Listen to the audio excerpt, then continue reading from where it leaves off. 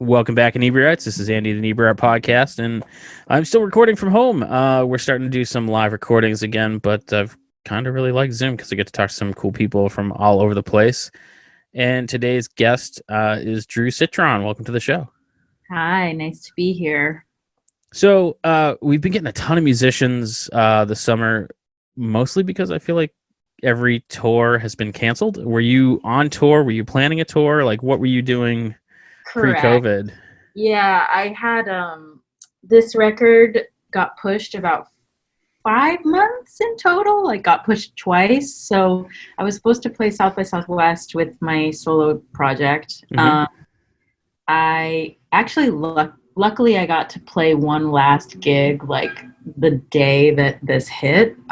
Basically in the middle of my set, I realized it was kind of remarkable that people were in public gathering in a place. Like it was March 4th or something that Yep. I was playing the New Colossus Festival on the Lower East Side, which is like a really cool new festival that we have here in New York. Um, but I was supposed to be on tour this in May. I was supposed to be on tour with my other band, Public Practice, in the Mm-hmm. UK, and then I was supposed to be on tour in September. That got pushed back. I'm crossing my fingers for next summer for like festivals and stuff next summer. It seems like everyone's kind of like looking forward to next year. I mean, even we are. We plan a lot of events, and they've all been canceled. And I actually have a meeting later today about when can we start planning and like what can we do. Yeah, I'm actually I have a little socially distanced show in the works right now for October 14th in Hmm. Brooklyn. So that's going to be like a very low ticket count event on a roof where Oh, cool. everyone is not allowed to get out of their seats. Hmm. Um, and I don't even know if I should like plug it, but I'm just excited to be putting together a live event. You know, Um, I've based, actually. Oh, sorry. I've been to a couple of those shows recently, and it's like initially they did 100 people, and then the governor came out with new restrictions, and I think they're down to the venue near us is I think like 60. yeah, And it's just it's kind of cool just because you're like, hey, live music, this is fun. yeah. I mean, the plan is to just have a beautiful evening and get some nice video clips from it. Hopefully, we can like stream it or people can watch later, that sort of thing. Yeah, rooftop, that sounds like an awesome like Yeah, venue. I'm pretty like I'm pretty optimistic and positive about the whole thing. Like it's not worth crying over the lost tours anymore. Like Yeah. we'll do it again, and it makes you realize like what you took for granted, and it makes you want to just like double down on your life's work, which is playing music and being together in a space. I kind of feel like there's a general vibe of that going around where people are like, okay, I'm done sulking, I'm done quarantining, what Yeah. can I do, what am I gonna do? Is that something that you see a lot of in New York? Yeah, for sure. In the beginning, I was like, oh, this will just be like a month off where I can really just focus on writing more. And I wrote a ton of music the first month or two of quarantine. Hmm. And the longer it went and the more I realized, like, okay, this is the new normal, I kind of have, you know, just chilled out a little bit on all productivity in general, which is, it's been good. I feel like we're going to come back stronger from this. Yeah. So was it a rest that you were kind of looking to, like, not looking to have, but happy to have, or was it more like myself? I had a really hard time creating anything creative or productive in the beginning. And Yeah, I, I mean, for just like, um, logistically, it was a situation where nobody could go into the practice space because Mhm. the commercial building was closed. And I was just kind of sneaking in there and using it. So nobody was in there. And I was just in there demoing and writing all day for like a month because I had nothing else going on. And it was kind of a dream. And it was still cold out and it was just like awesome. I got so much done. Unfortunately, I have since given up that practice space because we all stopped paying rent on it. Right. So there, the landscape is changing. We're all evolving with it. I've gotten really into like, I'm not that into like live streaming and internet casting of shows. That's not my strong suit. So I have to just think of other ways to stay engaged. Like, setting up this rooftop show is really it's really up my alley. Like I threw a festival in my backyard a couple of years ago. Like this that's cool. It's my dream to do weird events like that. And I'm also a sound engineer for my job. Like I do front of house at venues. So I've really, my everything that I do has gotten hit pretty hard. So I don't know. I just have to relax and be patient with it. Being a sound engineer, do you have, I don't know if higher standards but when you go touring, is that kind of a thing where you're like out front being like, no, this isn't going to do. Turn that up. And it's like really, I actually weirdly, I paradoxically was probably more annoying when I knew less about sound. Oh, really? Yeah. Oh, is it more like I know what they're going through kind of thing? And yeah, like I know how to talk to people at venues because I work in venues. So I think it was probably more obnoxious to do sound for me when I didn't know what I was talking about. Yeah. Like, hey, just make it sound like a bird far away. Like I don't know. And the guy's like, I don't even know what that means. And now I can like describe more concretely what I like. And actually, I've noticed over the past decade that I've been touring, like in general, this isn't like a blanket statement across the board, but I do feel like a trajectory moving towards more generous and kind venue staff all across the board. Like there aren't that many, there's less like surly assholes working at venues than there used to be, I feel like. Or maybe they're phasing out and there's like a young guard moving in. It's weird. I feel like I've always kind of equated it, and our podcast listeners, I'm sure, are sick and tired of me going on about how great it is to live in Plymouth. But I just feel like even now talking to people like yourself, and we've gotten to talk to people from all over Iceland and Spain and Portugal and LA and Toronto. Everyone's so cool and nice, and it's like, is this a new thing? Like, yeah, I mean, you hope that there's no room for assholes anymore. I think that makes your career, you just have more longevity if you're nice. Yeah. And an easy person to work with. And everybody's got a bad day, Of course. I can give you a list of people who think I'm an asshole, but, it's like, it's a bad day, or you just, they push your button the wrong way or whatever. So that's going to happen. But generally, people have been so cool. If someone's mean to me in a venue, I always just like imagine like, okay, maybe their dog died this morning or something. Yeah. About what they're going through. Maybe they have to live with someone horrible. Maybe it's not as extreme as losing a pet. Yeah, you're right. It's a small thing. So you said you've been writing a lot more in early lockdown. What is your writing process? Like, how do you start? Do you start with lyrics? Do you kind of like noodle around and figure out a tune? Like,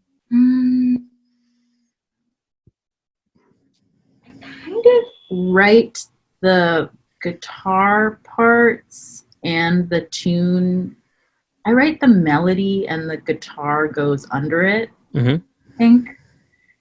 And then, honestly, it usually takes me between like 2 and 15 minutes to write a song.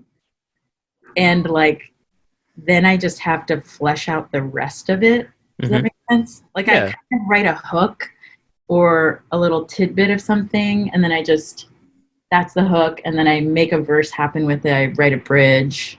Like I actually am working on I have this new record coming out in October, but I have like another one coming after it that's almost done. Oh, wow. And a lot of those songs are really simple and like hooky and repetitive. But But sometimes, I mean, that's That's good. how And that's approachable. I feel like there's some bands, like I was listening to the Decemberists earlier today, and I was kind of like, they have a couple of songs that are very hooky and easy to get into, and then others that are like, it's kind of a weird sound. I could see people being like, I don't really like this song, but I'm like, oh, but if you listen to the more approachable ones, and I kind of feel like you get a better feel for the band. Does that make any sense? The Decemberists is like a classic example of like, it's so specific. It's like you're getting on this like shanty ramshackle pirate boat, like you're a steampunk. It's 2008. Yeah. It's just very funny to think about that band. It's like specifically because like we were so into the Decemberists for a couple of years. The funny thing was, it's so dated now. Yeah.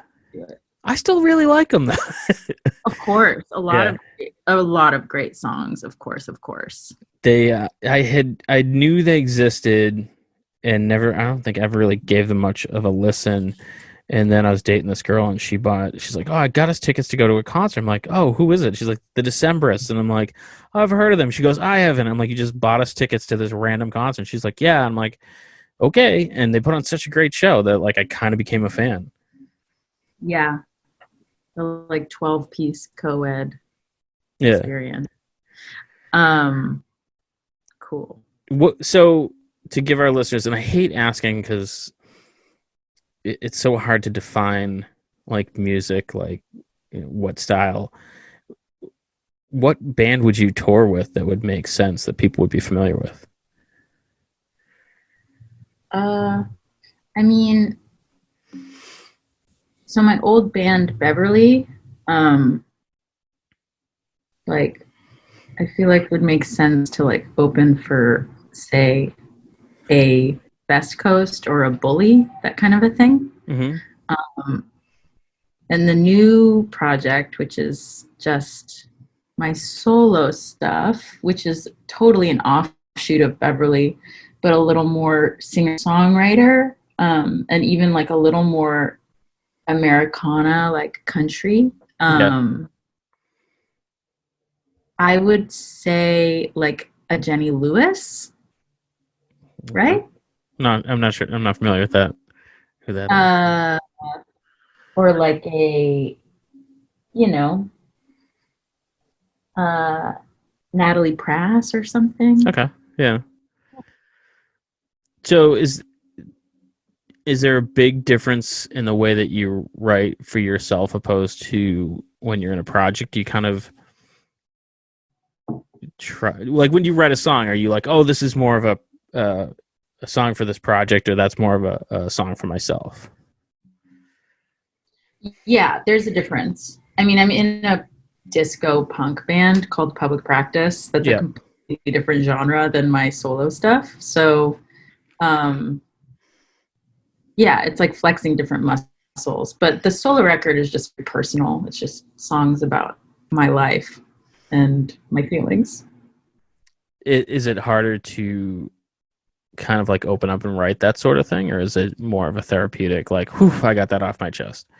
It's funny because it is therapeutic. It is cathartic, and then like it's out, and then you're like, wow, I was really going through something 2 years ago, and this song doesn't apply to me at all anymore. But then it's funny, like this record that's coming out is very personal for me in 2018 because the record got pushed back so much, so oh right, yeah. I hope that it's approachable, relatable, and speaks to other people's processes regarding breakups. They're so much fun, aren't they? Yeah, it's like wild how many times I've done it, and how long I can keep writing about it. Do you ever worry about, like, if you're in a different headspace when you're performing? So it's now 2020, if you are now happy opposed to when you wrote the song in 2018, are you concerned it's going to have a different feel when you play it on stage? I can always appreciate the melodies and the chord changes and like how the songs can get inside you. Like yeah. I mean, I would, it's funny because I haven't played these songs live. I played them once live because it's Yeah. like, that was the last show in March. But it's very, yeah, it's thrilling to sing your own music. It's great. I would love to play a show, even Sorry. if they don't really apply to me anymore. Yeah. So when you're playing such emotionally charged music, do you? I suppose like you have that one instance, but I'm sure you've practiced the songs. Do you find it altering the mood that you're in?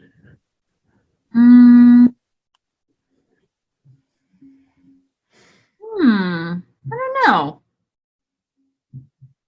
Not necessarily. I mean, playing a show is always really personal. Yeah. And that's what's awesome about it. It's like you usually, or I personally come off stage and feel like, whoa, I feel really exposed.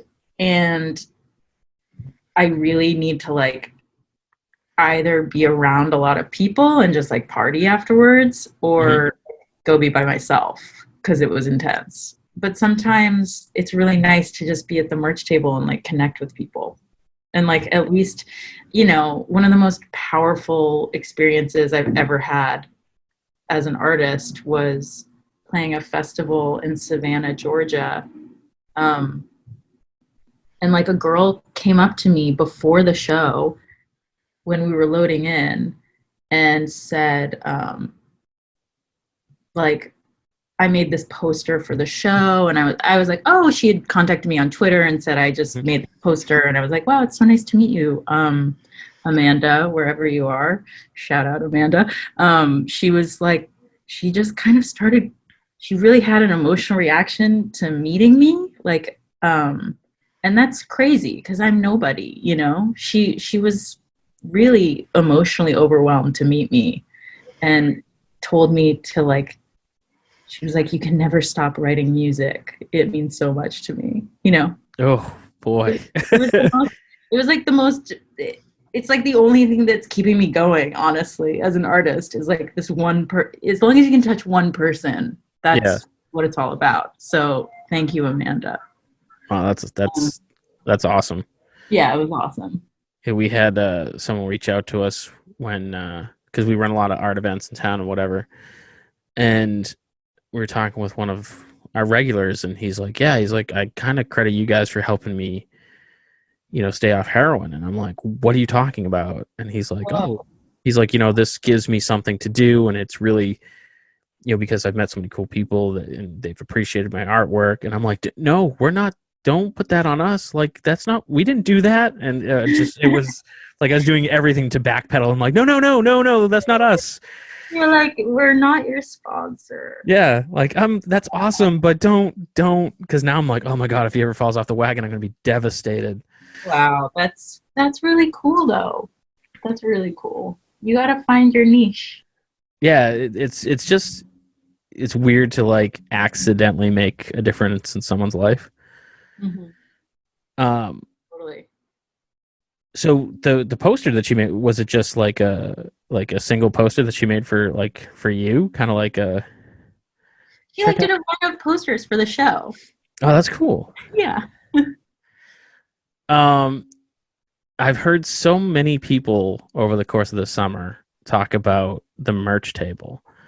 Totally. It seems like it's this total hangout place to meet the artist, and I never really thought about it. To me, it was just like, oh, I'm gonna go get a T-shirt. Well, but yeah, no, it's really, really special and wonderful and important because especially in this economy where no one, including executives at Atlantic Records, knows what's happening with the record industry. Yeah. And we make portions of pennies on Spotify and Apple Music streams. We try to take advantage of great opportunities provided by places like Bandcamp where Mhm. they, forego their revenue share for certain days. It's like a total minefield trying to make money as an artist. And the merch table is like kind of the only place where you can say, here's my wholesale copy of my own record that the Mhm. label sent to me, and I can sell it to you and sign it, and we can have an interaction where my actual product is like actually reaching an actual consumer. Yeah. Um, and It's going to Amanda. Yeah. I'm gonna pay for gas with this money. And like it's just the only place that happens. And I can't stress how important that is to feel like, hey, you know what? $20 is actually a great price for this. And I'm gonna keep all $20 of it. Yeah. You know? So here where I'm from, there's a ton of bars and restaurants, and a lot of them have music it's on average 3 nights a week, Mm-hmm. but they tend to be cover bands. Mm-hmm. Do you ever kind of teeter on that? Well, if I did a cover band at some bar, well, the whatever specific sports game was on, I could make more money opposed to traveling and hustling and try to sell my record. Is it? Do you Yeah, ever consider that, or like? I don't like it's a totally different world and I totally respect it.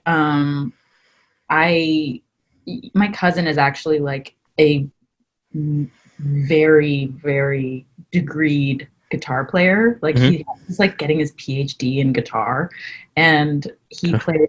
He like it's really fun. I've like seen him play in his like Zeppelin cover band, and I'm like, this is a totally different world that I'm in. Yeah. Like, not only because I don't actually, I've never like taken a guitar lesson, so that's the difference. But at the end of the day, that's a different world. I would love to like get old and do like jazz standards at a cafe, like as an old woman.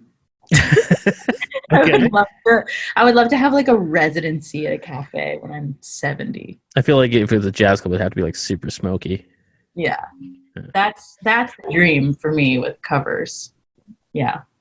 I would do that. Do you think the days of like the mega famous Metallica, Guns N' Roses, huge stadium shows are over?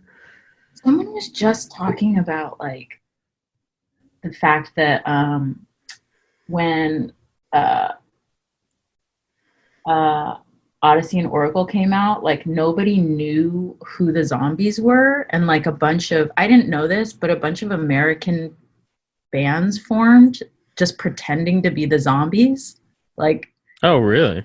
yeah, like because no one knew the difference, and they were Yeah. just cover bands making money playing shows in America when the Zombies had never been to America before.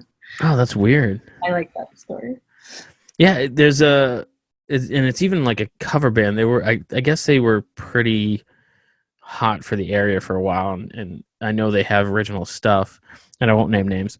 But they literally don't have like a fixed roster, so you could see this band around here at two different locations at the same exact time Oh wow. because they kind of like piece together and they'll change people up, and it's weird. It's almost kind of Warhol-esque where it's like it's the name, not necessarily the band that you're going to see. Wow. Man, maybe that's gonna be the first thing that comes back with cover bands. Maybe. I mean, they've been around for a while, so I don't think they're not.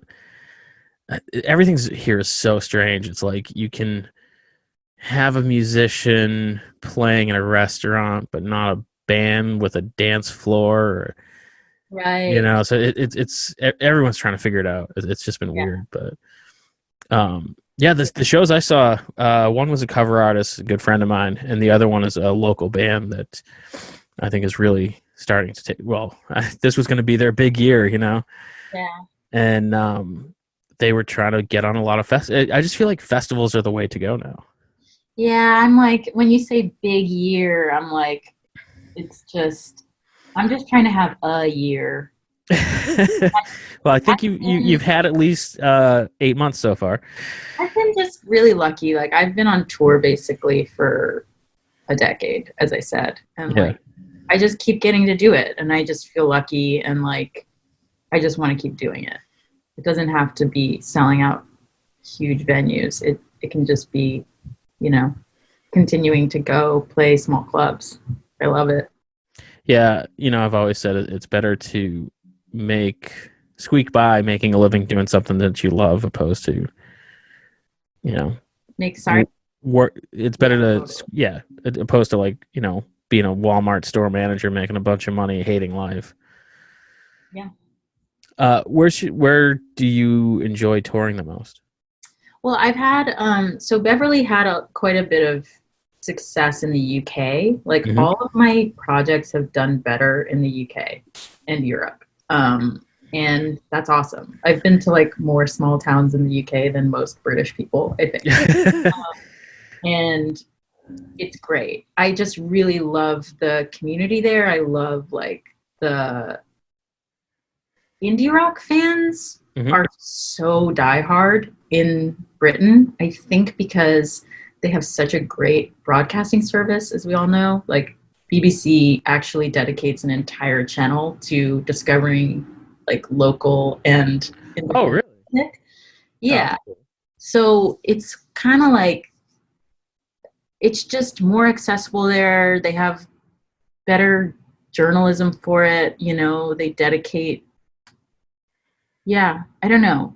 It's just like a smaller surface area in general, like geographically. So And everything's more concentrated. yeah, and it's like the history of the kind of music that came out of, you know, then like Manchester and Sheffield and stuff. It's just in London. It's just it's kind of up my alley, up my street, as they say. So, um, How do you I feel feel, about Camden?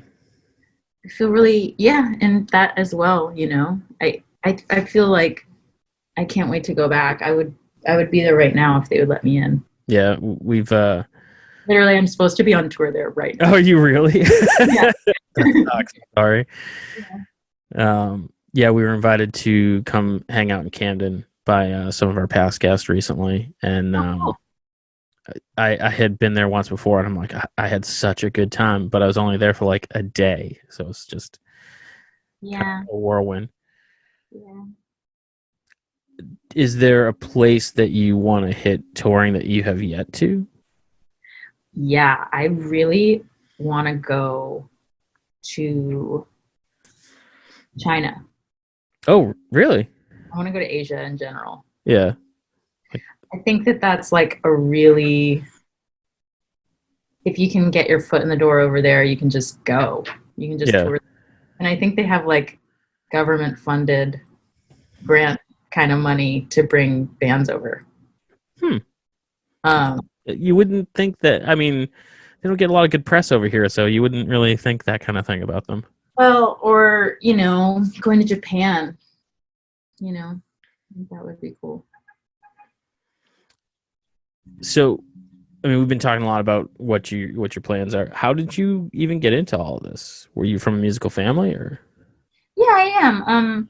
My family all plays a lot of music. Grew up listening to music.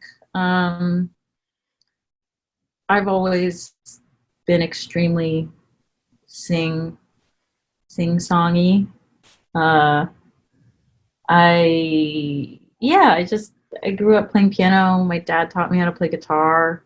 Um, I moved to New York and I was trying to do acting, and it wasn't for me at all. So I'm glad I fell into this instead because it's much more like self-generated.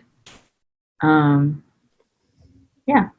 What was it about? Was it the auditioning, or what didn't you Oh like yeah. about? It's the rejection's not for me. I'm like I wasn't interested enough in succeeding at it to continue like being barraged with disappointment. Yeah, and so music, music. I take it like kind of scratched the same itch, if that makes any sense. Yeah, it's like I've been going to shows my whole life and I started playing in bands when I moved to Brooklyn, and like, turns out, I don't know, it was really the thing that I was meant to be doing. So I'm gonna ask this because it's like my favorite like barroom question to ask people is, what is the concert you have attended that you are most embarrassed to admit that you have been to? Well, this like, God, that's such a good question. It's a great question, and usually it becomes like whoever gets the like whoever has the worst one gets like a I'll buy him a drink or whatever. That's not.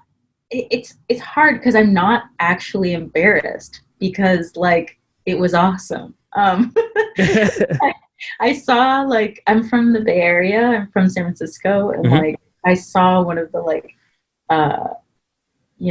Live 105 like Christmas party shows at like the Civic Center. Like one of my first big concerts besides Warped Tour, which I also went to a bit, was seeing Filter at the Bill Graham Civic Center. I think they played our mall here recently. And I honestly like I want to say Filter was opening for Blink-182, or was it, or possibly Green Day, or maybe all three were playing, like Live 105, like Jingle Ball. But I only remember the Filter set because of how awesome it looked. It was like my first big amphitheater show with like pyrotechnics and like lights coming at us. Like it and that's really powerful when you're like 12 years old. Oh yeah, absolutely. At that point where you're like, I want to do that? Was that? No, I was more like, I want to do that when Anna Paquin won the Oscar for the piano, because like I looked like Anna Paquin when I was little. Oh yeah, I'm like, that doesn't make any sense at all. She was a little girl. Oh, is that what got you wanting to be an actress? And yeah, like we're the same age, and I was like, oh, if she can do it and we look identical, like I can do it. And I would practice my Oscar acceptance speech in the bathtub. But no, I didn't feel that way when I saw Filter. I guess that's not that embarrassing. It's not. I mean, especially if they were the opening act. Like, no one goes to see the opening band. Embarrassing. I'm almost positive they played our mall. Yeah, we have like this. More embarrassing would be like enjoying a show recently where the artist got Me Too'd, or something like that. Well, I've had a lot of conversations with people. Like, I hate that I love that band. I hate that I've supported them for so long or something. Yeah, it's such a difficult time. And I've had this conversation with a lot of people. I'm like, I feel it is important to separate the art from the artist, because don't get me wrong, Bill Cosby is a horrible human being, but his stand-up is really funny. Oh, I'm the opposite. I'm like, sorry, it's over. It's over for you. So you're just like, once you're Me Too'd, you're like done. Because you're done. We got to make room for other people, and it's been. I'm the opposite. How do you feel about like maybe classical artists that should have been Me Too'd? Oh, like Wagner. Wagner, or you can even go. I've even heard people mention anti-Semite.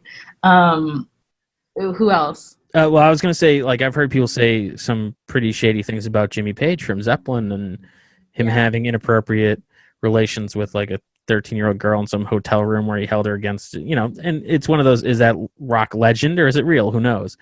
But, like where do you draw the line? Is it like, well, that wasn't public, or was it a different time? Like, so where do you kind of, and I'm not, please don't misconstrue this as me supporting anybody. I'm just... No, I actually kind of think it's important to publicly decry all of it, and to privately have your own relationship, like case by case.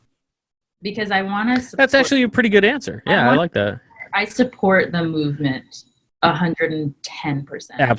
Absolutely. So so by putting a big question mark around who counts and who doesn't Mm-hmm. is not helpful to the movement. So I, between myself and like my boyfriend and my family members, like, ooh, like, do we have to cancel Jimmy Page in our home? I don't Right. know.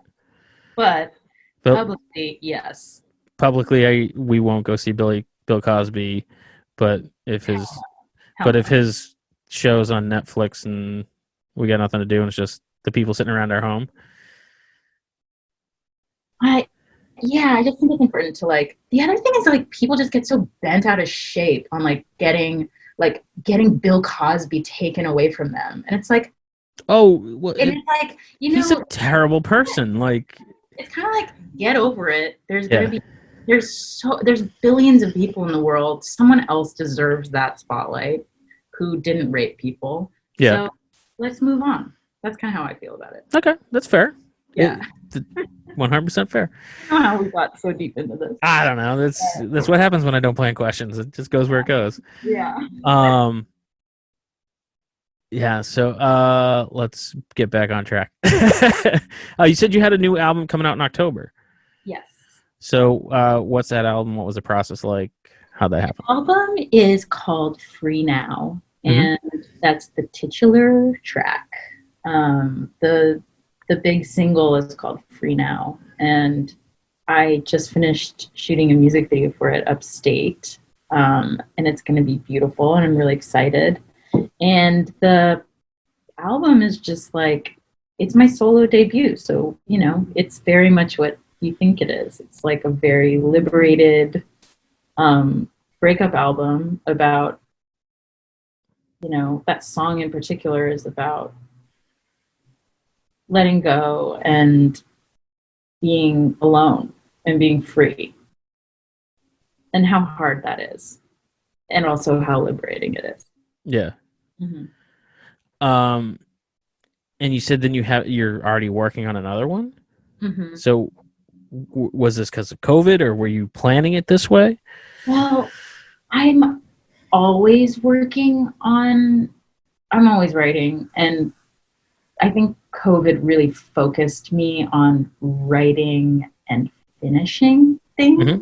Basically, instead of just having like a million voice memos that are unfinished, like they've shaped into demos, which are now shaping into full arrangements, which are now going to go on a record. So it's been nice because like I have done a lot of it from home and in my practice space, which I unfortunately no longer have access to, but I did a lot of it myself, and then kind of distance sent it to a friend to mix at his studio, and then it's been a hodgepodge grab bag of piecing it together. But I have 5 songs mixed, and I just finished. I'm like almost done with like 3 more, so I'll have another full record pretty soon. Do you think this is going to be the way of the future where people work, or do you think we're still going to get together at studios and do it the old-fashioned way? I went to a studio yesterday. Yeah. And tracked live with masks on, which was so fun. I did a day at the studio yesterday. Nice. Yeah. I think that's like when we first started talking, I'm like, I feel like everyone's trying to get back to as much normal life as they can, and I feel like there's this real push to people that want to get things going and get the ball rolling. Mm-hmm. Yeah. I think we're tired of sitting around. Yeah, I mean, I want to be releasing stuff forever, so the more you release, the more you can write, and then you release more. Do you kind of release a whole... Sorry? This record coming out in October took me years, and I'm like, I don't want it to take that long next time. So I just got to keep the ball rolling. Why did it take you? Was it just you're busy on other stuff? Were you more protective of it because it's your first solo stuff? Both. It took a long time to find the right label for it and to like find the groove. And for a while I was like, is this just a Beverly record? Is it, and I actually really connected with the guy who runs my label, Park the Van. He's just like such a supportive fan and such an awesome dude. Like, he really helped me. He's like, no, this is your solo record. This is like, he really like gave me a lot of confidence to do it the way that we're doing it. That's cool. Yeah. And so you're hoping to be on tour next year, like early next year, mid next year? Like, have you already kind of set dates, or? I have tentative dates for May, so we'll see. Early-ish, yeah. Yeah. UK or in the States? Yeah. In the UK. I don't know, like, it might be cool to try to set up something for like the East Coast, outdoor kind of shows. I don't know. Well, you should definitely swing over here. We have a bunch of venues. Cool. So, that's pretty much it, man. Like, that's about 45 minutes or so. Where can our listeners go to find out your new album or your old stuff? Or my new album coming out on Spotify, everywhere you get everything. My Instagram is @DrewCitron, and Facebook and Twitter as well. And, I'm over there. So is like Bandcamp the way to go? Like, what's best for the artist? I think so.